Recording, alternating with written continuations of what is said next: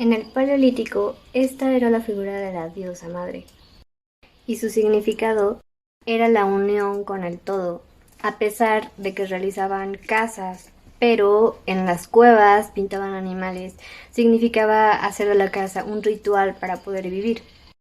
En el Paleolítico, esta diosa madre fue tomando una figura de ser unión con los animales a partir del conocimiento de la agricultura. Era el todo con los ciclos, con la renovación, la transformación. Y nos habla de una sociedad igualitaria y pacífica. Pero en esta transición a la edad de bronce, tenemos otros mitos donde las diosas, que son mujeres, empiezan a perder facultades o comienzan a adquirir facultades de guerra, de terror, de sacrificios, y la diosa de la tierra únicamente comienza a verse como reina de los cielos. Ya no es la creadora, no es el uno con el todo, ahora el todo le sirve a los hombres. Y me fue complicado no evocar este libro en su deseo más puro de indagar sociológicamente y antropológicamente cuál ha sido el rol de las mujeres en este contexto. Y pues sí, finalmente parece ser que todo forma parte de este patriarcado, que ellas también crecieron. Pero se lo pregunté a Anabel Hernández y esto fue lo que me respondió. Pues, Anabel, me da muchísimo gusto poder estar aquí contigo. La verdad, tú lo sabes, te tuve la oportunidad de decírtelo, eres una mujer que admiro muchísimo por tu valentía, por tu gran trabajo, porque no cualquiera se ha aventado a hacer algo así de arriesgado por una convicción, porque por encontrar la verdad, por encontrar la justicia y por aportarle algo de verdad a tu país, que tu vida, que tu trabajo tenga un sentido. Y la verdad es que para mí eso es un gran ejemplo y es invaluable. Gracias. Y bueno, Sí. más allá creo de los nombres que fueron como tan polémicos, hay dos capítulos sobre Emma, un antes y un después de Joaquín Guzmán, sobre Lucero, que es decir, pues también de la trágica historia de Blanca y de Priscila, de Diana, pero nos deja claro que no son historias rosas ninguna, al contrario, creo que hay una miseria constante. Y todas estas mujeres que se han involucrado a este punto, me parece que resultan profundamente heridas, con consecuencias que van para toda la vida, incluyendo sus familias, porque hermanos, padres, pues también entraron al negocio y resultaron presos, ¿no? Tú mencionabas que había mujeres que querían entrar, que hacían filas, pero finalmente pues entran a un mundo pues de lujo, de estatus, para recibir como algunos pocos gestos de amor, pero también para ser pues agredidas, sometidas, incluso humilladas. Y pues me gustaría iniciar con esta pregunta. ¿Qué has encontrado que tienen en común todas estas mujeres que por años fueron esposas o parejas de estos hombres? Bueno, yo creo que son tres cosas las que estas mujeres tienen en común. Una, que han sido educadas en un sistema patriarcal, como muchas mujeres lo hemos sido en México. Tienen metido en el cerebro, en su modo de actuar con el mundo, en su modo de interactuar con el mundo, un chip del patriarcado, del machismo. Entonces se asumen a sí mismas como objetos bellos, que tienen un precio y que como objetos bellos tienen que estar en manos de hombres poderosos. Me queda claro que son mujeres que tienen este condicionamiento social que seguramente viene, por supuesto, de sus propias madres, de su propia familia. Por otro lado, tenemos mujeres bellas. La gran mayoría de ellas son físicamente bellas en diferentes tipologías y, por supuesto, ahí pues en diferentes gustos, ¿no? En diferentes formas. Pero todas ellas son bellas y aún así cambian sus cuerpos. Casi todas tienen cirugías plásticas y tratan de acomodar su cuerpo, acomodar su personalidad a lo que el hombre, en este caso el típico narcotraficante, con todos los clichés que hay al respecto, se hace la figura femenina, ¿no? Mujeres que tienen que operarse el busto, mujeres que tienen que hacerse una cintura minúscula, lo cual es prácticamente naturalmente imposible, ¿no? Quienes las tienen por materia natural es casi un milagro, quienes somos mujeres sabemos que esos cuerpos no se puede uno alcanzar a menos que sea con una cirugía, y de caderas y de derrier prominente, ¿no? Es un poco más o menos este tipo de estereotipos, mujeres de labios gruesos, voluminosos, ¿no? Mujeres que también se operan el rostro constantemente, etcétera, etcétera, ¿no? Si uno las ve, todas son muy cortadas físicamente, como con el mismo cuchillo, dijéramos un poco irónicamente, pero están enfocadas en un mismo modelo. Y un tercer factor, por supuesto, es pues una falta de valores, primero por sí mismas, y una sobredimensión del papel del dinero. Todas ellas, así sean diversas formas y diversas razones que las hayan llevado a ese mundo criminal, a formar parte de los núcleos familiares de los carteles de la droga, ya sea como madres, como esposas, como hijas, como amantes, como prostitutas, o damas de compañía, por llamarlo de alguna manera. Todas ellas sobrevalúan el tema económico, se ponen una etiqueta, un precio, y empiezan estos intercambios románticos o de sexo o de compañía, o de estar fabricando hijos, siendo incubadoras de esos narcotraficantes, ¿no? A cambio principalmente de dinero, que es lo que principalmente es la recompensa con la que ellas se conforman. Ok. Y pues dentro del libro hay otros dos nombres que a mí me llamaron mucho la atención por dos situaciones muy particulares. La primera, Alejandra Guzmán, de quien Harold Poveda mencionó tener un gran vínculo.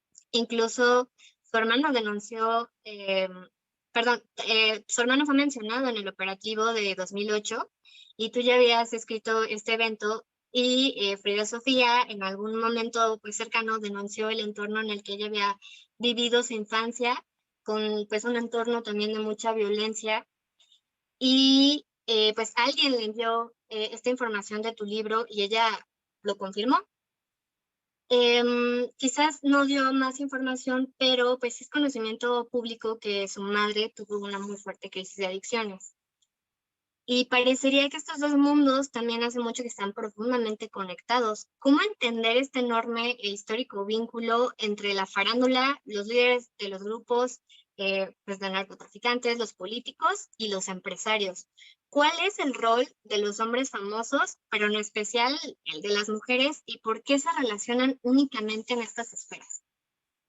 Bueno, no. Estas mujeres del espectáculo, actrices, cantantes, históricamente en México, se han relacionado con diferentes esferas de poder, no solo con narcotraficantes. Nadie podría decir tal cosa, y no es lo que mi libro está planteando. Lo que mi libro está planteando justamente es una cosa mucho más grave, mucho más abierta, que muchas de estas mujeres, ya sean actrices, prostitutas, cantantes, muchas veces igual están inseridas, están actuando, siendo novias o parejas o amantes de políticos, que al mismo tiempo van y se relacionan con narcotraficantes. Y que al mismo tiempo van y se pueden relacionar con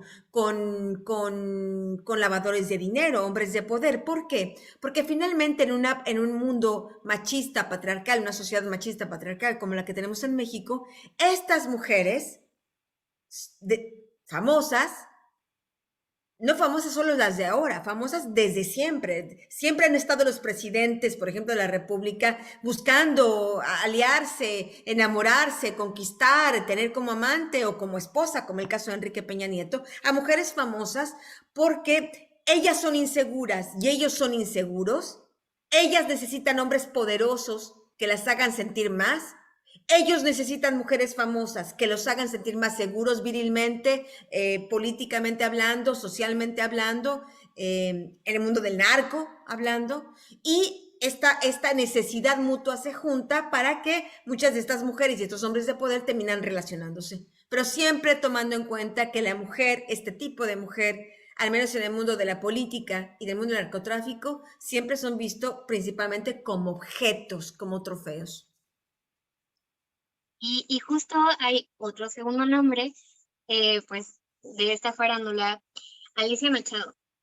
Ella también tiene una propiedad en la avenida Collins y me fue curioso porque hay muchos personajes como García Luna, Loret de Mola, que pues al menos Julia Sarroa documentó que García Luna tenía 34 propiedades en Miami.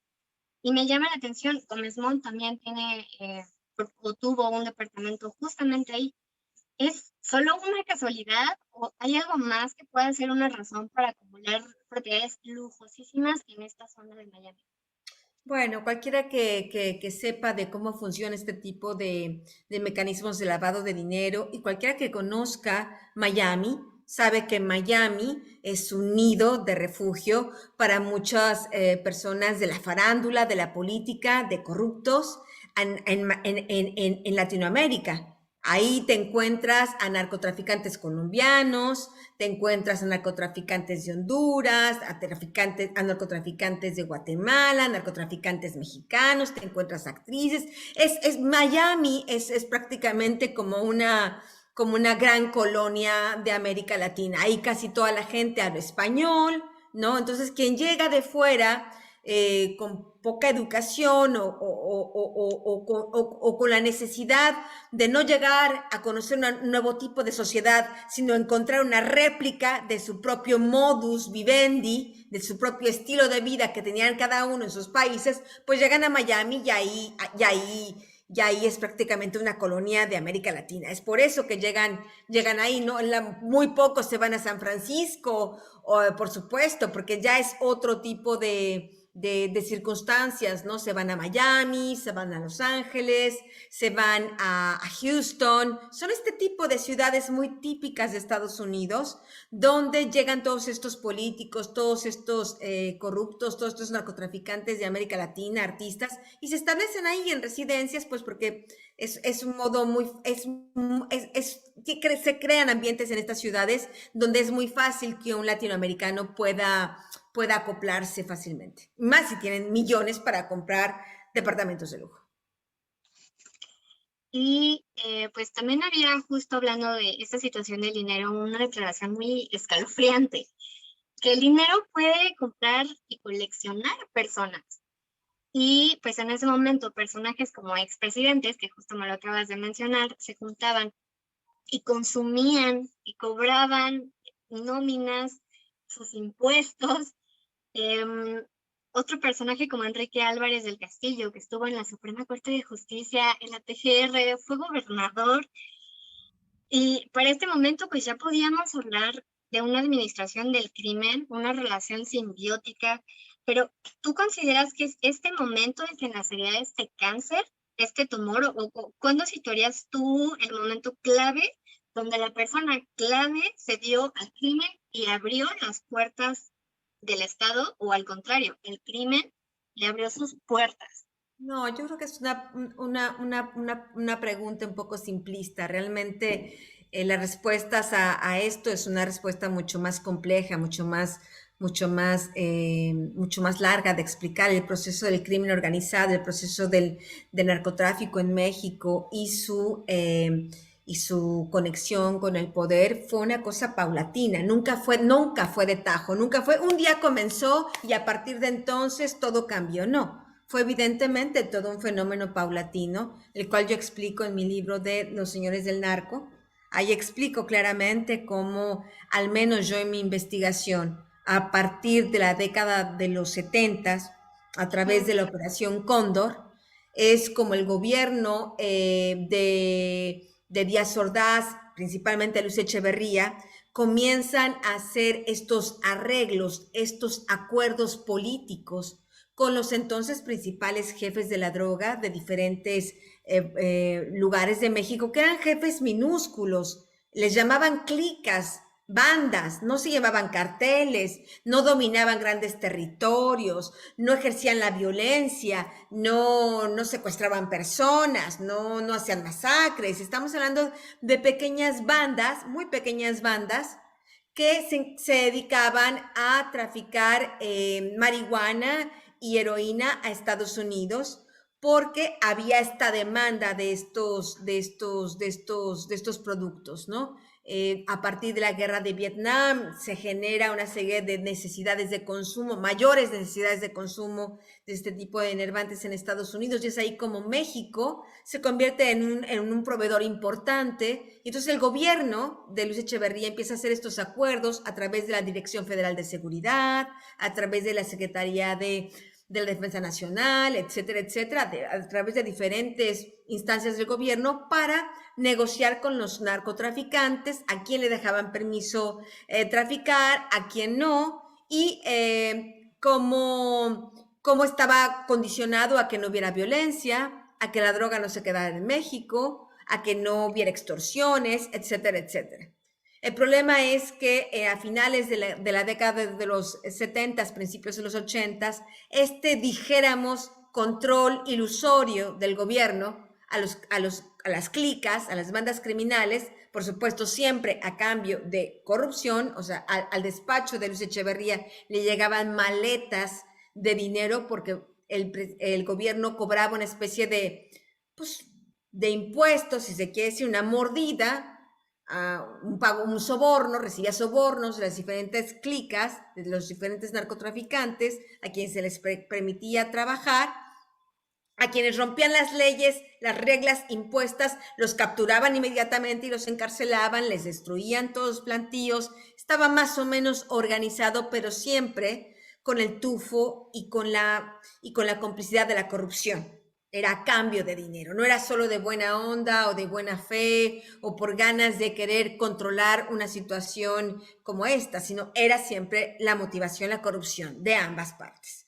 Después, a finales de la década de los 70, principios de los 80, ocurre este evento realmente histórico que cambia la vida en México, que es el tema de cuando la CIA comienza a apoyar a la guerrilla nicaragüense, los contras nicaragüenses, con tal de destituir a un gobierno comunista que estaba naciendo ahí en el corazón de Centroamérica. Eso evidentemente para la geopolítica de Estados Unidos era una cosa muy grave, no podían permitirlo bajo ninguna circunstancia, y entonces lo que hace la CIA es cómo financiamos a la contra nicaragüense.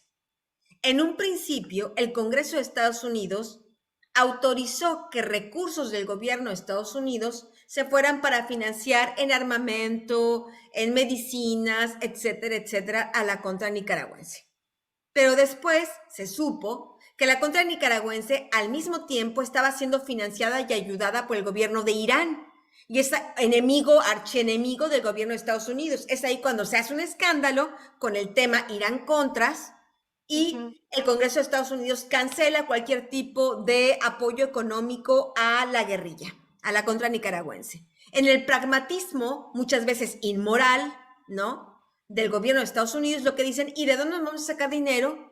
Y es ahí cuando conectan a Pablo Escobar Gaviria, a los ya muy importantes narcotraficantes colombianos, con narcotraficantes mexicanos del Cártel de Guadalajara, que en ese momento era Rafael Caro Quintero, Ernesto Fonseca Carrillo y Miguel Ángel Félix Gallardo. Es ahí un poco donde comienza el libro de Emma y las otras señoras del narco.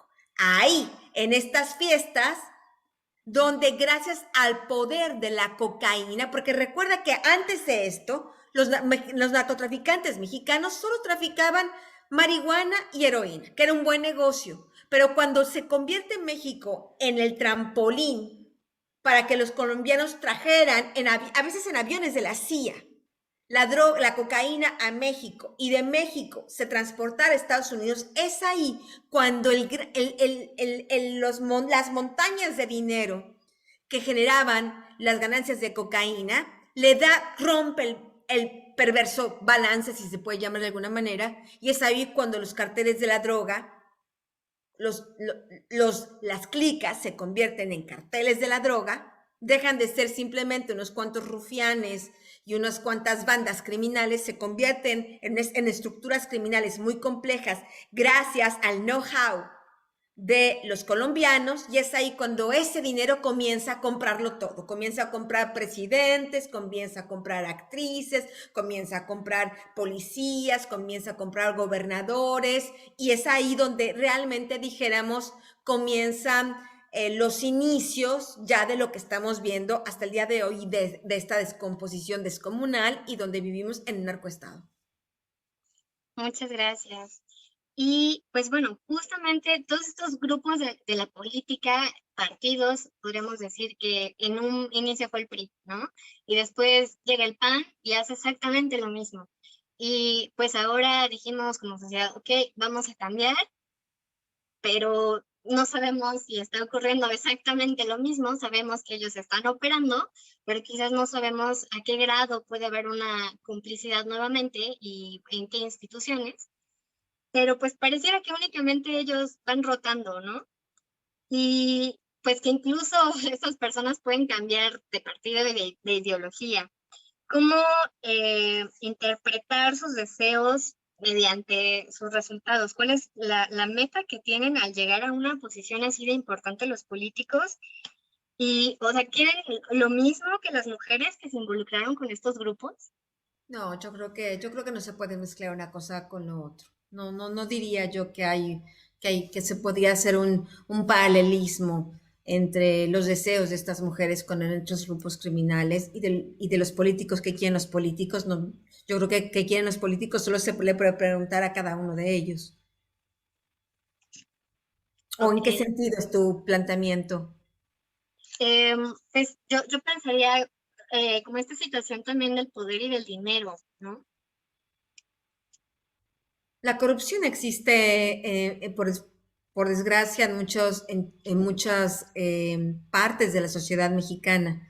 Ojalá solo fuera entre las actrices o entre las mujeres actrices o entre los narcotraficantes o entre los políticos. La verdad es que la corrupción en México es endémica, es parte de una cultura, la cultura de ilegalidad. Entonces, más que preguntarnos qué quieren los políticos, tenemos que preguntarnos qué queremos nosotros como ciudadanos, qué somos como ciudadanos, cómo queremos que sean nuestros gobernantes. No, no a ver al gobernante que le gusta hacer, sino qué queremos que haga, porque están para servirnos. Y es ahí donde esta cultura de ilegalidad, esta cultura de, por desgracia, aceptar la autoridad, ¿no? Esta cultura autoritarista que quedó en México después de la revolución, con primero estos regímenes militares que después transitaron a regímenes civiles, pero siempre apoyados por el ejército, porque el ejército siempre ha estado ahí para apoyar a estos malos presidentes, incluyendo el de ahora, ¿no? Más allá de lo que quieran ellos, creo que debemos estarnos planteando como ciudadanos totalmente lo contrario. Sabemos cómo son, sabemos lo que hacen, pero ¿qué queremos nosotros? Gracias. El capítulo sobre Priscila Montemayor también me parece pues de suma importancia porque revela otra perspectiva de Edgar Valdés Villarreal. Y a medida que conocemos tu investigación sobre su rol, pareciera que su operación fue muy relevante. Lo conocimos también más en México en Llamas, en cómo reclutó, cómo unió otros pequeños grupos, cómo administró y controló, pero a su salida dejó a un operador de ese nivel, o es quizás por ello que se provocó una metástasis, como también ya lo habías mencionado en México en Llamas, muchas células que no le respondían a nadie, pero ¿qué hubiera sucedido si no hubieran detenido a este personaje? Bueno, como siempre, es muy difícil hacer este tipo de planteamientos. En el periodismo de investigación, más que hacer especulaciones, uno se basa en los hechos, ¿no? Lo detuvieron y es un hecho que esta detención y el desmantelamiento de todo el cártel de los Beltrán Leiva, pues tuvo justamente esta división en una serie de células. Las células se repartieron el territorio de los Beltrán Leiva y bueno, tenemos toda esta violencia y esta competencia por el poder, ¿no? Eso es un hecho. Y pues pasando de este personaje, me gustaría pasar a otro, que es Omar García Harfuch, y pues tú lo has dicho muchas veces, tiene antecedentes oscuros, hoy está activo, Me llamó la atención que su comparecencia fue sumamente alabado y los que no lo alabaron pues, le pidieron más presupuesto, pero Hans Salazar en una mañanera denunció la investigación que tú habías realizado. Esto fue en agosto de 2020 y el presidente contestó, no se va a proteger a nadie. Y pues yo también pude verificar que efectivamente hay 2 cédulas de licenciatura expedidas en 2018, una en Seguridad Pública en la UVM San Rafael y Derecho en la Universidad Continental. Y pues también he conocido algunos casos donde efectivamente hay detenciones arbitrarias, algunas que desafortunadamente pues se lograron, otras que no, como en el caso de René Vallarta, de fabricación de culpables todavía en la administración de Omar García Harfuch.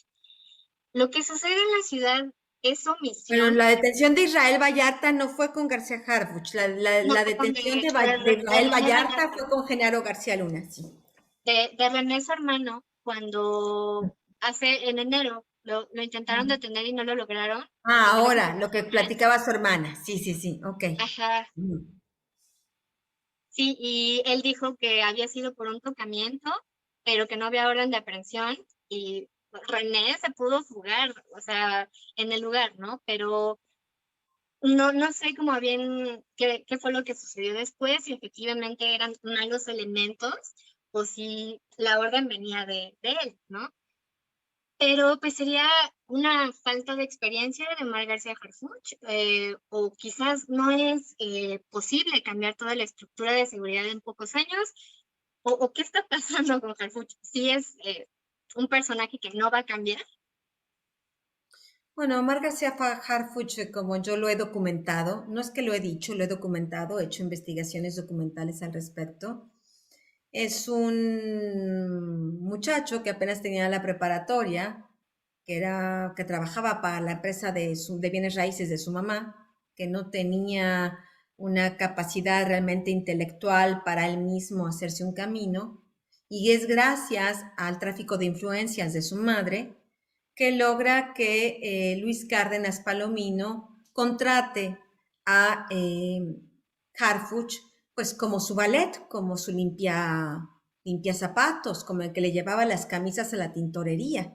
Le da un sueldo, una posición de policía federal, lo mete a la policía federal, pero quienes conocieron a Omar García Harfuch, pues era el mandadero, era menospreciado por todos, pero era muy obediente, era realmente muy leal, él aguantaba cualquier tipo de humillaciones y cualquier tipo de órdenes que le diera Luis Cárdenas Palomino. Luis Cárdenas Palomino, un miembro fundamental en el cártel de policías que encabezaba Genaro García Luna.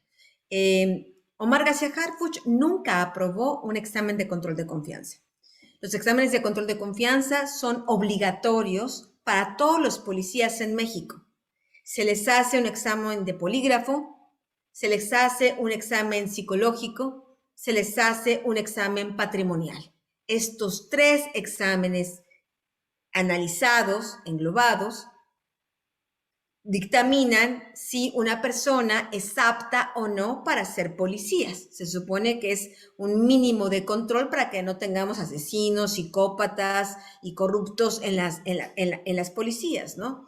¿Qué es lo que pasó? Que el señor Omar García Harfuch reprobó sus exámenes de control de confianza en la Policía Federal. Nunca pasó un solo examen. Yo tuve acceso a estos exámenes firmados por él mismo, con sellos y firmas de sus altos mandos en la Policía Federal, pero lo que ocurrió es que Luis Cárdenas Palomino siempre lo defendió. ¿Por qué lo defendió? Porque prácticamente toda esta camada, todo este cártel de policías para el que Omar García Harfuch trabajaba, para el que él estaba metido, pues yo nunca escuché que Omar García Harfuch denunciara en aquella época: mis jefes son narcos, o que dijera: yo no quiero formar parte de esto y renuncio. No lo hizo. Se quedó callado, se quedó siguiendo las reglas, se quedó cobrando, se quedó formando parte de esa organización criminal de policías y protegido por el mismo grupo criminal de policías. Es así como después se convierte justamente en el jefe de la Policía Federal en Guerrero. desde antes de que terminara el sexenio de Felipe Calderón, en los últimos meses de Luis Cárdenas Palomino, Omar García Harfuch es prácticamente el titular de la Policía Federal en Guerrero, una policía federal que, de nueva cuenta, pues estaban ahí todos los grupos criminales y que actuaban como querían, ¿no? En esa zona del país.